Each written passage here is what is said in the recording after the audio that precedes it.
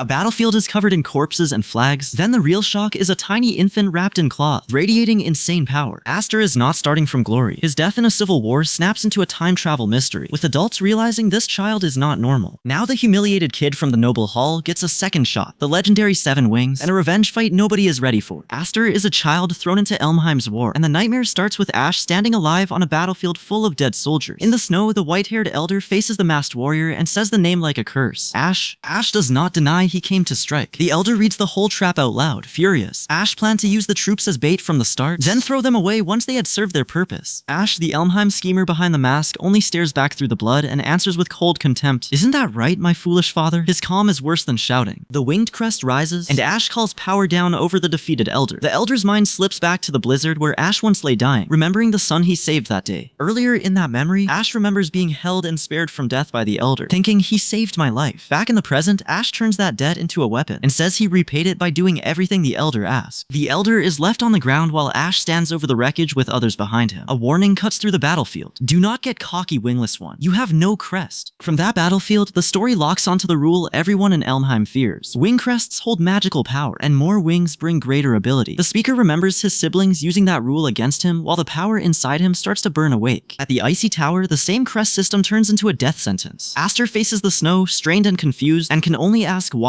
Rodriki, Aster's father figure and the man chasing power, answers him like he is not a person at all. What does a tool expect? Aster raises his sword anyway, and drives himself at Rodriki with one broken word, "Father." Aster and Rodriki drop through the snowy air, but Rodriki's face stays empty. When Aster is forced into a fight against 2 armed opponents, the hit drags a rough goo out of him. The battle spreads across the snow as weapons come out and 3 armored figures take their positions. Then a huge dark beast moves toward them, and the fight stops being only about men with grudges. After the violence, the white-haired man kneels over a fallen figure and starts to confess, "I never." Then the truth closes in around a sealed oval object. What he needed was the power of the 7 wings dwelling inside Aster's body. Aster reels as another vision tears through him, and Rodriki stands over the fallen dark-haired figure with the answer Aster has been bleeding for. Rodriki says, "She bore you the seed I needed, for my sake," and Aster understands only enough to hate the sentence before it finishes. Aster reaches up through the snow and chokes out, "Wait!" When Rodriki pulls away, Aster demands, "What are you talking about? Answer me, Rodriki," and forces his power awake just to keep the truth from escaping with him. The vision snaps backward into another blizzard, where soldiers uncover a wrapped infant instead of whatever prize they expected. Their commander barks, "Find that woman no matter what," and the search shifts from a battlefield to a newborn nobody is allowed to lose. Aster stares at the infant and feels the cold memory bite back. The lord who later picked up Aster as an orphan appears with the child in his arms and notes, "They are searching for the infant." Aster thinks, "They search for me. I was also found on a blizzard night like this." Then the thought hits harder than the storm. Could it be? I have gone back to the past. Aster clamps down on the panic and decides, "I will confirm it later." Highfried carries the infant through the snow, and Aster stays with the vision because running from it would leave him blind. When Aster's power answers again, the glow around him turns the hiding place into a signal. He thinks, "I have to get away as far as possible," and launches himself out before the hunters can close in. Aster rises higher than he meant to in his own small body, and even he jolts at the sight with a sharp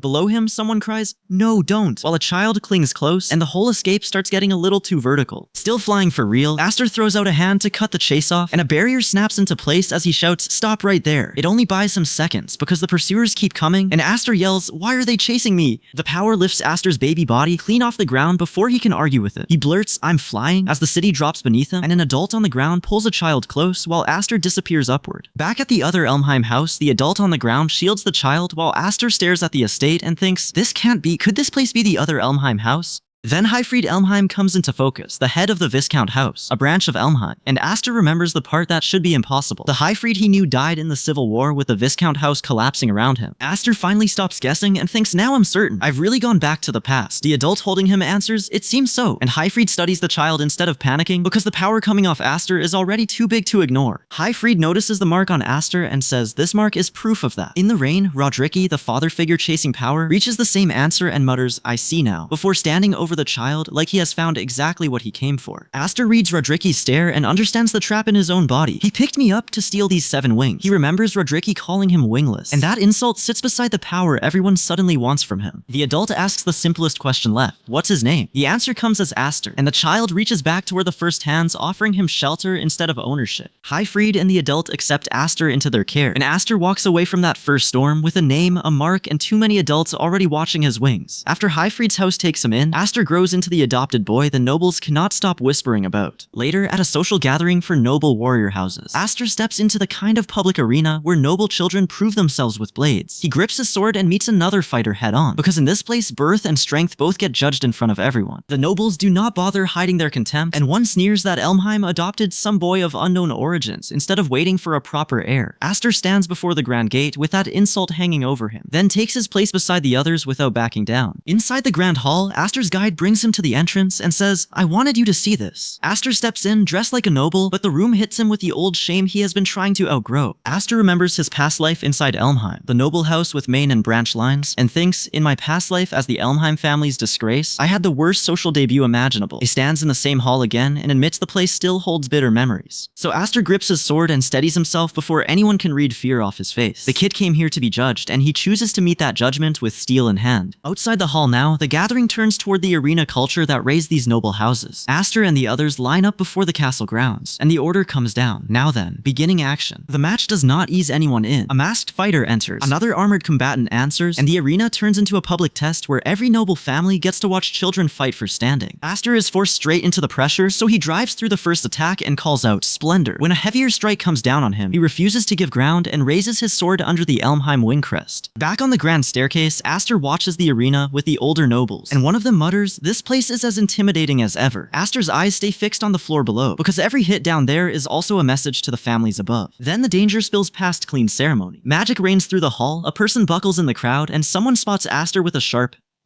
"Aster?" Aster laughs it off before the red-haired noble beside him can pull him into worry. An older advisor rests a hand on Aster's shoulder and tells him, "You should take this chance to make connections." The advice barely lands before the room reacts again. People tumble through the chaos, a fighter marked by strange power cuts into the scene, and Aster starts moving before anyone can stop him. On the staircase, the red-haired noble calls after him, "Where are you going?" Aster leaves anyway, so the noble turns to the dark-haired boy with a drink and starts to ask, "Who are?" The answer comes from another voice in the hall. He's that adopted kid brother. Below them, Darius and Grion, both heirs of the Elmheim house, stand under the next surge of magic, and the family conflict finally has names attached to it. Aster locks onto Darius and Grion, the two Elmheim heirs who killed him before, and his old fear does not come back. Aster thinks back then they seemed so terrifying, but now they just look like kids playing pretend. Lillian's A. Elmheim, the Elmheim sister and academy cadet, spots Aster in the hall and asks, "You're here too?" Aster refuses to get dragged into polite talk, so the room keeps tilting toward the fight instead. Darius smiles as he digs into the family wound, saying their father failed to protect the king and lost an arm to his own younger brother as punishment. Then he adds, "I'm so glad I don't have that loser's blood running through my veins." And Lillian snaps. Lillian throws herself at Darius for insulting her father, and Aster stays close enough to see the blowback hit her first. Darius stops her cold, and Lillian drops in the middle of the hall. A masked intruder watches the noble family tear itself open while he calmly drinks from his glass. When blood marks Aster's blade, this guy smiles and calls it just grape juice. That lie is sweating in formal wear. Because the hall is already past saving, the nobles force the violence into a formal shape. Aster watches as a blade rises. Attention snaps to the center, and a duel between the Elmheim brothers is announced to everyone present. One observer warns the crowd, "You do not see that, everyone?" While another noble says the consequences depend on how this ends. The masked threat below keeps grinning, so the duel starts with more than pride on the floor. Then one fighter calls out a Seven Wings crest, and the crowd recognizes it at once as rare power. Someone mutters that the Duke's son is on a different level, and the room finally understands why this match is not a normal sibling feud. The Duke's son smiles like the match is already over, then needles his opponent in front of the hall. He asks, "Are you too embarrassed to show yours in public after seeing mine?" The answer comes hard, because the fighter from the Viscount house has not trained for 10 years just to bow his head today. With Aster watching, he says he spent those years learning to control magic, waiting for one chance to get revenge. The Duke's son takes the first hit with a choked gore, but he forces his power back out and starts driving the Weissenhaus fighter away. The crowd sees the pressure spread through the hall, and the duel stops feeling polite very fast. A new observer steps into the battle's edge as the punishment keeps landing, and the fighter under attack twists in pain but refuses to fold. Then he starts laughing through the damage, and golden power wraps around him as something inside him wakes up. Inside that awakening, an unknown entity presses him with one cold question: "What will you offer?" The power is not free, and the answer has to come before the duel can move again. Back in the hall, the Viscount house fighter rejects the idea that this is some messy family fight. He says this was not a brotherly quarrel, but a legitimate duel. Then, holding the injured companion near Aster, adds that he only answered the insults against the Viscount house with his sword. sword. The older fighter accepts that with a quiet "I see" and draws his sword, so the younger one has no room left to talk his way out. Their blades take over the argument, and by the time the exchange peaks, one witness is staring in open shock. The attacker comes out of the exchange with the advantage and presses down until the defender can barely hold his guard. Aster reaches the doorway just as a warding charm flares through the chaos, pulsing like it has sensed the clash. The duel leaves blood on the hall floor, and the injured fighter can only stare through the pain as the older swordsman keeps moving. Aster steps in with a small child behind him when someone cries, "Aster," and he plants himself between the family violence and the kid caught inside it. Aster answers with a hard look and takes the next exchange himself. The fighters close in on the staircase as the boy who just arrived stops watching and becomes the shield in front of everyone weaker than him. Aster throws himself into the fight from above, but his own thoughts cut through the rush. I cannot fully draw out the Seven Wings power. He forces up a defense anyway, straining so hard his face gives him away before his pride does. Still breathing hard, Aster looks over the wrecked hall and calls, "Next, is anyone available?" He is barely holding himself together, but he refuses to let the room decide who gets hurt next. That is when Kudo, Aster's reckless sister figure, jumps into the mess with a complaint ready before her feet even settle. She says going all out again. Aster does not know restraint. "Father is calling." Then adds, "Father is calling for you." Like this disaster is now a family errand. Aster notices her outfit and blurts, "That outfit?" Then he remembers her old excuse and says, "You did not want to wear it because it was not cute." While Kudo stands there with her staff like she has decided cute can wait. Because Kudo pulls him out of the fight, Aster enters an ornate room where Hyfried, the lord who took him in as an orphan, is waiting with another noble. Hyfried tells him they are welcoming you into our family, then admits he wanted to wait until Aster was older, but the situation has changed. Hyfried lays out the red crystal and speaks plainly. The Viscount House, a branch of Elmheim, is in a delicate political position. Aster listens as the old man stops treating this like a private adoption and starts treating it like a house decision. Aster stands as strange figures gather around him, and the answer in the room is firm: we cannot leave. His first worry is not the nobles though. He thinks, my family will not be happy. Sister Kudo will definitely be angry. Alone afterward, Aster admits the real problem to himself. Someone like me has no confidence to convince an angry sister. He studies the brooch and sits with that pressure, because surviving the hall was one thing. Facing Kudo is a different fight. Hyfried gives him another path, and names it the Sword Dance Gathering. Then he offers the case, saying Aster would be happier with this instead. And inside rests the weapon he calls the Magic Sword Gram. Hyfried shows Aster the Magic Sword Gram, and names its real purpose. It is a blade made to control the power of 7 wings. Aster stares at it, and the words hit harder than the shine, because this weapon is aimed straight at the power everyone keeps circling around him. Outside at a quiet practice spot, Hyfried hands Gram over and says this place will do. Aster takes the wrapped sword carefully, already treating it less like a gift and more like something that might bite back. Hyfried shows him the trick first. This sword has no blade. Then he channels magic into the empty frame, and Gram answers by forming a blade out of pure power. The practice swing runs wild at once, and the magic whips out far bigger than a normal sword should allow. Aster gets caught in the surge before Hyfried steadies it, and Hyfried warns him it's a cursed blade as well. Hyfried still offers it to him and asks, so will you try it? Aster looks at Gram, pulls in his nerves, and thinks, my magic into this sword, before pouring power into the hilt. Gram erupts in Aster's hands, and he chokes out, the force pushes back hard, but he holds on instead of letting the cursed blade throw him around. When the surge finally settles, Aster catches his breath and admits it's definitely a good sword. Then he studies the blade in his grip and adds, this is quite the sword. Like he just met a problem he actually wants to solve. Aster swings again, and this time the strike cuts clean through the air under his control. Hyfried watches the result and tells him, what's extraordinary is your power. Hyfried shifts from training to Elmheim history, and his voice turns heavy. Not a single person in the entire Elmheim family history he is not talking about the sword anymore. He is talking about what Aster might become. In the forest, Hyfried tells the young Aster, if you master that power, eventually you'll become a swordsman far surpassing 6-winged warriors like myself and Rodericky. Aster's face hardens at that promise, because power that large never arrives alone. Hyfried gives him the rest of the warning. Everyone will envy you or resent you. Then the power gathers around Aster as Hyfried adds, some will scheme to use you, and Gram is no longer just a new sword in his hand. Back in Hyfried's forest lesson, Aster has Gram in hand, but Hyfried keeps his eyes on the danger waiting beyond the trees. Hyfried warns him, others will try to eliminate you as a threat, then reaches out and tells the kid, so to avoid regretting your powerlessness when that time comes, get stronger now, Aster. Aster takes that warning straight into his chest. He stares back and vows, I'll master it, choosing training before Elmheim's war gets the chance to choose for him. Back at the Elmheim branch house, an elder brings the family news. You too, Kudo has returned. Lillian's A. Elmheim, the Elmheim sister and cadet, opens her arms at once and calls, come my dear little sisters, pulling Kudo into a reunion she clearly did not prepare for. Kudo freezes when another sister grabs